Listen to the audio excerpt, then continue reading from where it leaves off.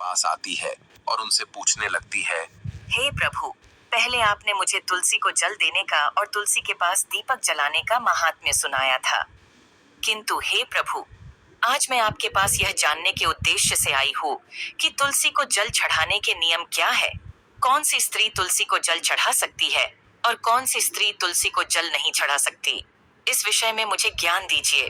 भगवान श्री कृष्ण कहते हैं, हे सत्यभामा, आज तुमने उत्तम प्रश्न किया है। तुलसी को जल देने के महत्वपूर्ण नियम होते हैं। उन नियमों का पालन करते हुए ही तुलसी को जल देना चाहिए। यदि कोई व्यक्ति इन नियमों का पालन नहीं करता है तो उसे महापाप लगता है। देवी लक्ष्मी उसके घर का त्याग करके चली जाती है। हे प्रिय, आज मैं उन 3 स्त्रियों के विषय में बताने वाला हूँ जिन्हें तुलसी को जल नहीं चढ़ाना चाहिए। इन स्त्रियों को तुलसी को जल देने का कोई शुभ फल प्राप्त नहीं होता है। उल्टा इनके द्वारा तुलसी को जल चढ़ाने पर उन्हें महापाप ही लगता है। तुलसी को जल चढ़ाने के नियम बताने से पूर्व, हे देवी, मैं आपको सुनंदा का प्राचीन इतिहास सुनाता हूँ, जिसे आप ध्यान से सुनिए। जो भी स्त्री इस प्राचीन कथा का श्रवण करती है, उसे तुलसी को 100 वर्षों तक जल देने का पुण्य प्राप्त होता है। इस कथा को जो भी ध्यान से सुनता है और इसका प्रचार करता है, उसके दुखों का नाश होता है और उसकी दरिद्रता दूर होती है। देवी सत्यभामा कहती है, हे स्वामी, आपके मुख से इस कथा का श्रवण करना बड़े सौभाग्य की बात है। कृपया आप मुझसे वह कथा कहिए, मैं इसे ध्यान से पूरा अवश्य सुनूंगी। दोस्तों, फिर भगवान श्री कृष्ण देवी सत्यभामा को वह कथा सुनाने लगते हैं। इस कथा को आप ध्यान से पूरा अवश्य सुनिए, क्योंकि आधा अधूरा ज्ञान घातक हो सकता है। तो चलिए आपको सुनाते हैं वह कथा। भगवान श्री कृष्ण कहते हैं, हे देवी सत्यभामा, पूर्व काल की बात है। दक्षिण देश में एक अत्यंत शोभायमान नगरी थी। उस नगरी में सुदेव नाम का एक ब्राह्मण निवास करता था। सुदेव बहुत ही बुद्धिमान और शास्त्रों में पारंगत था। उसने वेदों का भी अध्ययन किया था। उसी के नगर के पास अन्य एक नगर था। उस नगर में ध्यान शर्मा नाम का एक विद्वान ब्राह्मण था। उसकी एक पुत्री थी जिसका नाम सुनंदा था। उस ध्यान शर्मा ने बड़े ही लाड़ प्यार से अपनी पुत्री का लालन पालन किया था। उसकी पुत्री अत्यंत सुंदर और गुणवान थी। जब सुनंदा विवाह के योग्य हुई तो ध्यान शर्मा को अपनी पुत्री के विवाह की चिंता सताने लगी। इसीलिए उसने अपनी पत्नी से कहा, हे प्रिय, हमारी पुत्री अब जवान हो चुकी है, इसीलिए अब इसका विवाह हमें कर देना चाहिए। तब उसकी पत्नी कहती है, हे स्वामी, मेरी दृष्टि में एक विद्वान ब्राह्मण है जिनका नाम सुदेव है। मैं तो कहती हूँ, हमारी पुत्री का विवाह उन्हीं श्रेष्ठ ब्राह्मण के साथ करा दिया जाए। उनके साथ विवाह करके हमारी पुत्री सुखी जीवन व्यतीत करेगी। ध्यान शर्मा कहता है, हे प्रिय, तुम ठीक कहती हो। मैंने भी सुदेव जी के विषय में बहुत सुना है। हम हमारी पुत्री का विवाह उन्हीं के साथ करेंगे। मैं कल ही उनके पास अपनी पुत्री के विवाह का प्रस्ताव लेकर जाता हूँ। फिर ध्यान शर्मा अपनी पुत्री के विवाह का प्रस्ताव लेकर सुदेव के घर पर जाता है। सुदेव घर में अपने माता पिता की सेवा कर रहा होता है। जब ध्यान शर्मा सुदेव को अपने माता पिता की सेवा करते देखता है तो उसे बड़ा आनंद होता है। वह सोचता है, अरे वाह, यह ब्राह्मण पुत्र तो कितना महान है। यह तो बड़ी प्रसन्नता से अपने माता पिता की सेवा कर रहा है। जब ध्यान शर्मा को सुदेव द्वार पर खड़ा देखता है तो उनका स्वागत करता है और कहता है, हे विप्रवर, पधारिए, आपका स्वागत है। कहिए, मैं आपकी किस प्रकार से सहायता कर सकता हूँ।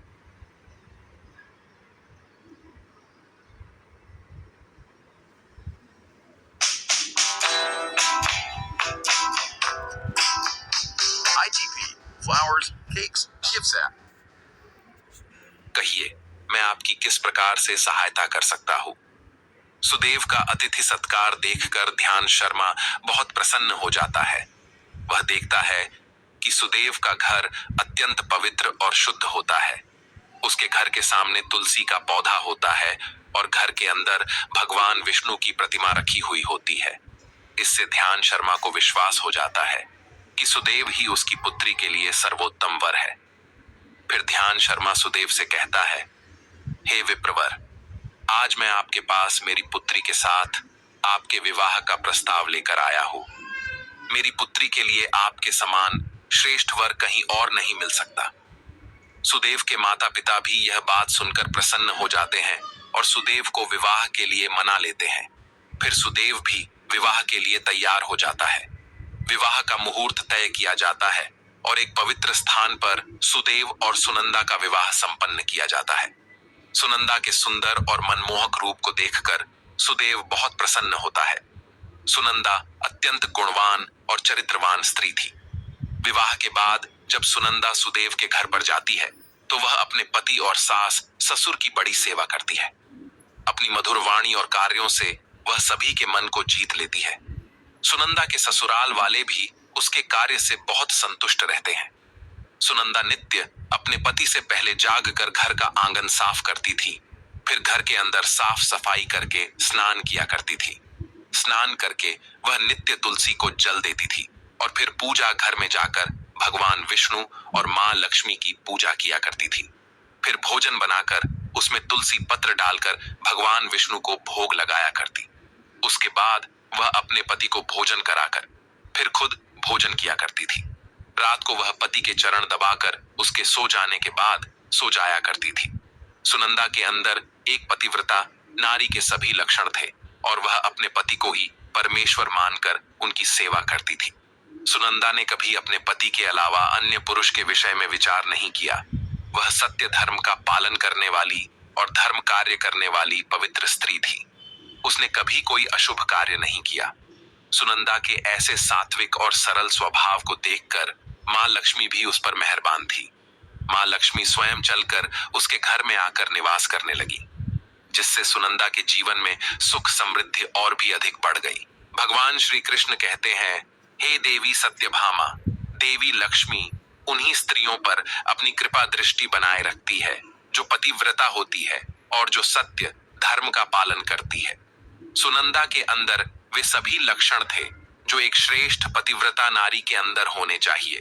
लेकिन आगे मैं तुम्हें बताऊंगा कि सुनंदा की एक भूल के कारण देवी लक्ष्मी उसके घर को त्याग के कैसे चली गई। एक दिन सुनंदा का पति अत्यंत कामातुर होकर सुबह स्नान करने के पश्चात सुनंदा के पास आया और उसने सुनंदा के साथ शारीरिक संबंध स्थापित किया, जिससे सुनंदा का शरीर अपवित्र हो गया। लेकिन सुनंदा का मन भी काम के प्रभाव में ही था, इसीलिए वह अपने नित्य नियम को भूल गई। उसने पति के साथ संबंध बनाने के बाद बिना स्नान किए ही तुलसी को स्पर्श किया और उसे जल दे दिया, जिससे सुनंदा के शरीर में महामोह ने प्रवेश कर लिया। सुनंदा के सारे इंद्रिय तिलमिला उठे। सुनंदा के शरीर में महामोह ने प्रवेश करते ही देवी लक्ष्मी ने सुनंदा के घर को त्याग दिया और लक्ष्मी उस स्थान से चली गई। तब से सुनंदा के शरीर में निवास कर रहे उस महामोह ने उसे सभी धार्मिक कार्यों से वंचित कर दिया। इसका विपरीत प्रभाव सुनंदा के पति पर भी पड़ा और वह भी सदा कामातुर होकर सुनंदा के साथ विहार करने लगा। उसका मन सदैव ही काम वासना में लगा रहता था। फिर एक दिन सुनंदा के पति ने तो सभी सीमाओं का उल्लंघन किया और सुनंदा के मासिक धर्म के दौरान ही उसके साथ संबंध स्थापित किया, जिससे सुनंदा के शरीर में निवास कर रहा ब्रह्म हत्या का पाप उसके पति के शरीर में प्रवेश कर गया। हे देवी सत्यभामा, जब स्त्री मासिक धर्म से होती है तो उसके शरीर में 3 दिनों तक ब्रह्म हत्या का पाप निवास करता है, क्योंकि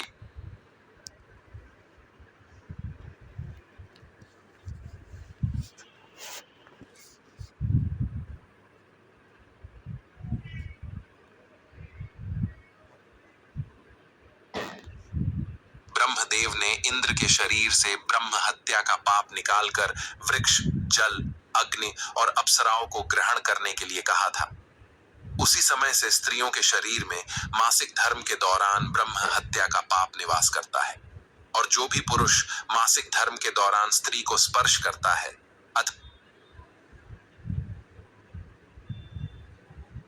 अथवा उसके साथ संबंध बनाता है तो यह पाप उसके शरीर में प्रवेश कर जाता है। वही ब्रह्म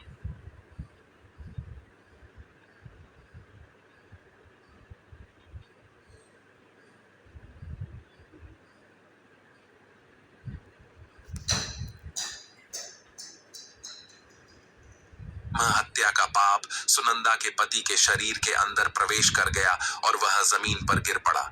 उसे तुरंत ही कोढ़ का रोग हो गया, उसका अंग अंग जलने लगा, उसके शरीर पर छाले पड़ गए और वह दर्द से चीखने चिल्लाने लगा।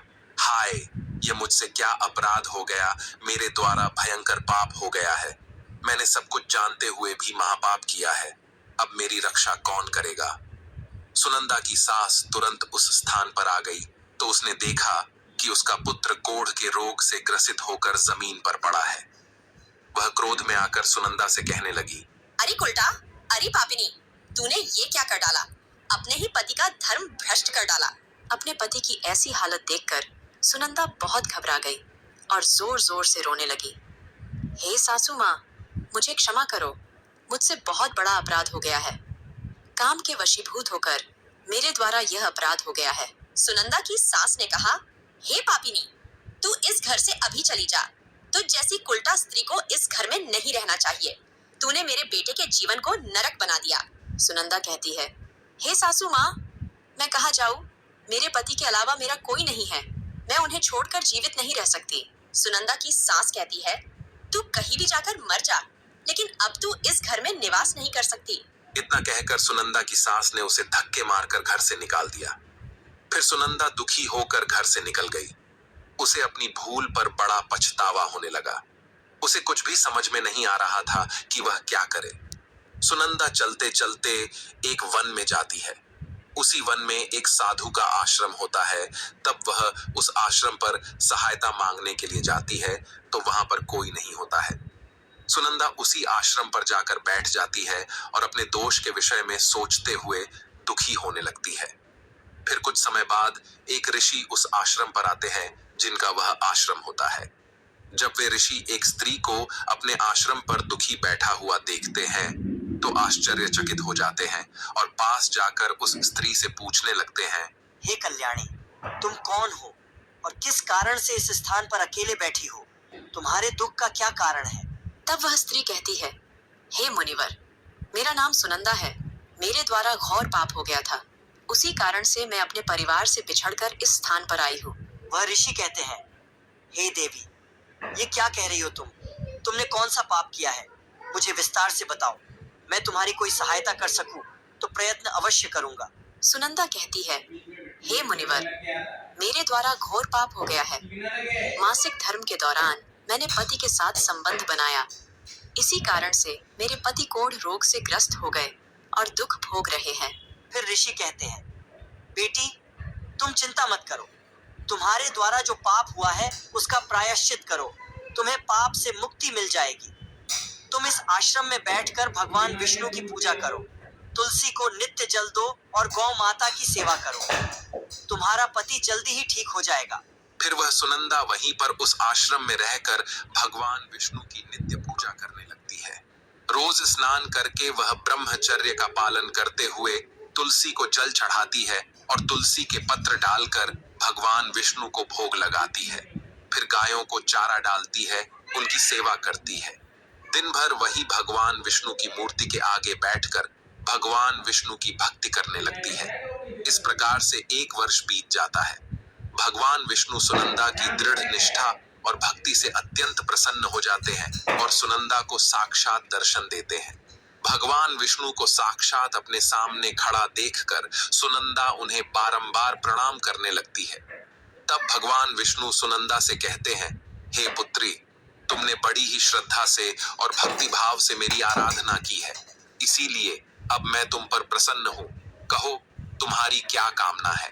तब सुनंदा कहती है, हे प्रभु, कृपया मुझे बताइए, मेरे किस दोष के कारण मेरे अंदर काम का वास हो गया, जिस कारण से मेरे द्वारा घोर पाप हुआ और मेरे पति को कोढ़ का रोग हो गया। भगवान विष्णु कहते हैं, हे पुत्री, अब तुम ध्यान से सुनो। तुम्हारे द्वारा अनजाने में ही एक पाप हुआ था, जिस कारण से तुम्हारे अंदर महामोह ने प्रवेश कर लिया था। एक दिन तुमने अपने पति के साथ संबंध बनाने के बाद बिना स्नान किए ही तुलसी को जल दिया था। पति पत्नी जब रति क्रिया करते हैं तो उनका शरीर अपवित्र हो जाता है और ऐसी अवस्था में तुलसी को कभी स्पर्श नहीं करना चाहिए। तुलसी लक्ष्मी का ही रूप है। तुमने अपवित्र अवस्था में ही तुलसी को जल अर्पण किया था, जिस कारण से देवी लक्ष्मी तुम्हारे घर का त्याग करके चली गई और फिर महामोह ने तुम्हारे अंदर प्रवेश कर लिया। उसी महामोह के कारण तुम्हारे और तुम्हारे पति के अंदर काम का प्रभाव अधिक बढ़ गया और मासिक धर्म के दौरान स्त्री के साथ संसर्ग होने के कारण तुम्हारे पति को कोढ़ का रोग हो गया था। वह सुनंदा कहती है, हे प्रभु, अनजाने में मुझसे यह बड़ा पाप हो गया था। अब इस पाप का क्या प्रायश्चित है? भगवान विष्णु कहते हैं, हे सुनंदा, इस पाप का प्रायश्चित तुमने 1 वर्ष तक ब्रह्मचर्य व्रत का पालन करके कर लिया है।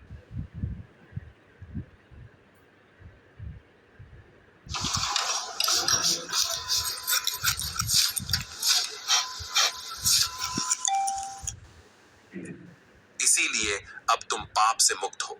सुनंदा कहती है, हे प्रभु, कृपया मुझे बताइए, किस अवस्था में तुलसी को जल नहीं देना चाहिए और तुलसी को जल देने के क्या नियम है? भगवान विष्णु कहते हैं, हे सुनंदा, अब मैं तुम्हें तुलसी को जल देने के नियम बताता हूँ। तुम इसे ध्यान से सुनो। हे पुत्री, तुलसी एक अत्यंत पवित्र पौधा है।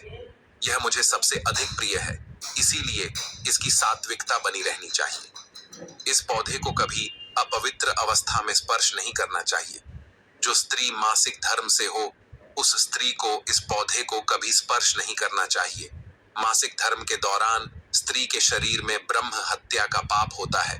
ऐसे में स्त्री को तुलसी को जल नहीं देना चाहिए।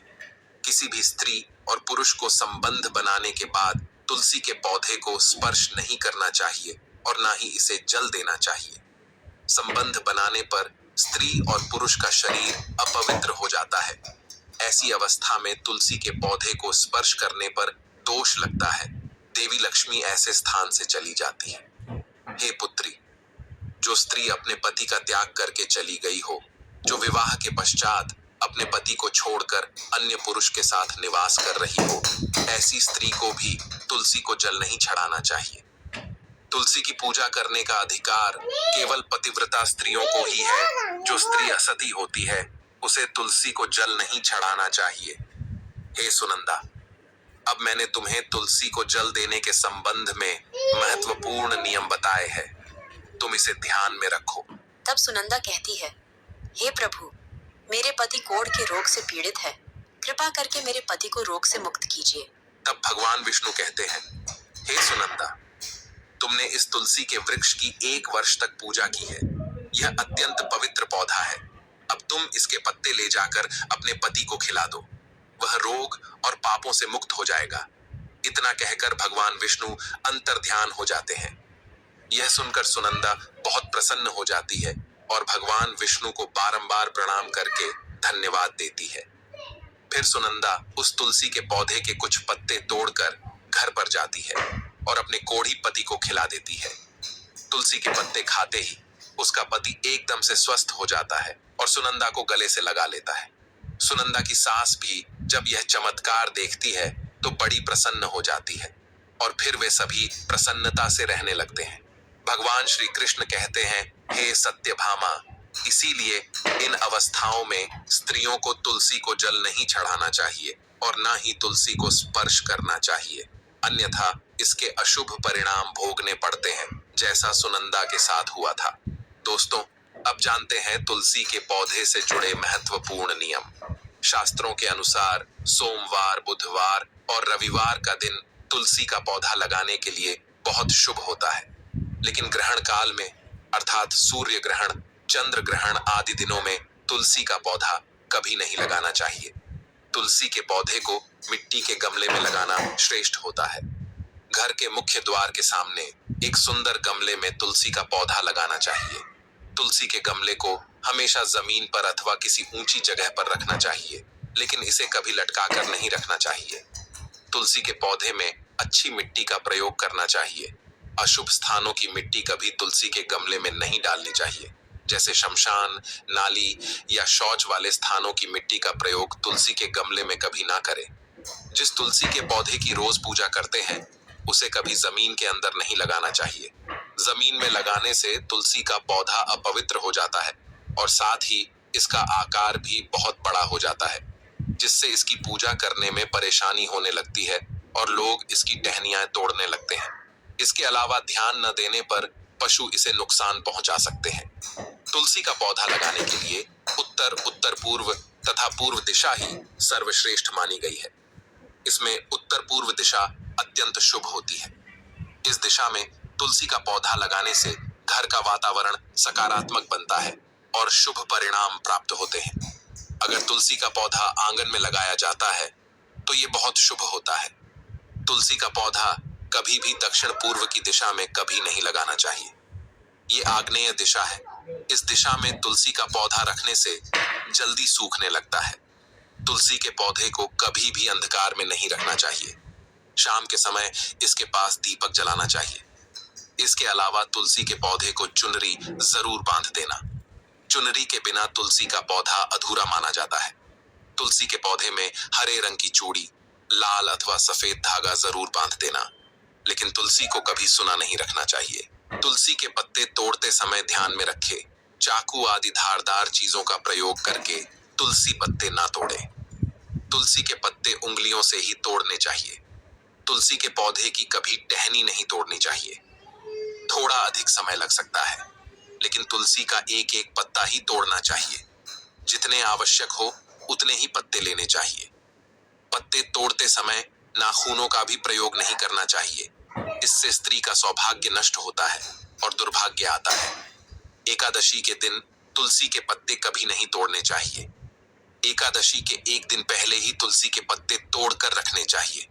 सूर्य ग्रहण, चंद्र ग्रहण के दौरान तुलसी को स्पर्श नहीं करना चाहिए। किसी भी दिन शाम के समय तुलसी के पत्ते नहीं तोड़ने चाहिए। शाम को तुलसी निद्रा अवस्था में होती है। ऐसे समय पर तुलसी के पत्ते तोड़ना पाप माना गया है। पुरानी सूखी हुई तुलसी की पत्तियों को कभी फेंकना नहीं चाहिए। इसे मिट्टी में दबा दे, लेकिन कभी नाली में अथवा कचरे में ना फेंके। रविवार के दिन तुलसी को जल नहीं देना चाहिए। इस दिन पत्तियां भी नहीं तोड़नी चाहिए। तुलसी को जल देने के लिए शुद्ध पानी का ही प्रयोग करें। तुलसी को कभी गंदा, झूठा पानी नहीं चढ़ाना चाहिए। तुलसी के पौधे को फूल से भी गंदगी वाले स्थान पर नहीं लगाना चाहिए। कई बार महिलाएं तुलसी के पौधे को ऐसे स्थान पर लगाती हैं जो स्थान अपवित्र होता है, जैसे नाली के समीप या जिस स्थान पर बर्तन अथवा कपड़े धोए जाते हैं, उस स्थान पर भी तुलसी का पौधा कभी नहीं लगाना चाहिए। इससे क्या होता है? गंदा पानी तुलसी के पौधे में गिरता है। ये बहुत ही अशुभ माना गया है। तुलसी में गंदा पानी गिरने से तुलसी अपवित्र हो जाती है। तुलसी को बिना स्नान किए जल भी नहीं देना चाहिए। जो भी स्त्री तुलसी को जल देती है, उसे स्नान करके माथे पर सिंदूर लगाकर ही तुलसी को जल देना चाहिए। तभी यह जल तुलसी मैया स्वीकार करती है। जो अविवाहित है अथवा जिनके पति नहीं है, उन्हें सिंदूर लगाने की आवश्यकता नहीं है। ध्यान रहे, तुलसी का पौधा कभी सूखना नहीं चाहिए। ये अशुभ संकेत लेकर आता है। तुलसी का पौधा सूखने पर समझना चाहिए कि घर में नकारात्मक शक्ति का वास है। इसीलिए तुरंत वास्तु उपाय करने चाहिए। गुरुवार के दिन तुलसी के पौधे में कच्चा दूध डालने से माता लक्ष्मी अत्यंत प्रसन्न होती है। घर से दुख, दरिद्रता और अशांति समाप्त होती है। गुरुवार के दिन केले के पौधे के साथ तुलसी का भी पूजन करना चाहिए। इससे अथाह धन संपत्ति की प्राप्ति होती है, जो कभी खर्च नहीं होती है। केले में भगवान विष्णु और तुलसी में मां लक्ष्मी का वास है। इसीलिए गुरुवार को इनकी पूजा जरूर करनी चाहिए। तो दोस्तों, इस प्रकार से भगवान श्री कृष्ण ने देवी सत्यभामा को तुलसी को जल देने का महात्म्य सुना दिया है। आपको यह कथा कैसी लगी, कमेंट करके अवश्य बताएं। जानकारी अच्छी लगी तो वीडियो को लाइक जरूर करें और कमेंट में जय श्री कृष्ण अवश्य लिखें। साथ ही चैनल को सब्सक्राइब करें ताकि ऐसी ही आध्यात्मिक जानकारी आपको प्राप्त हो सके। आप सभी का धन्यवाद।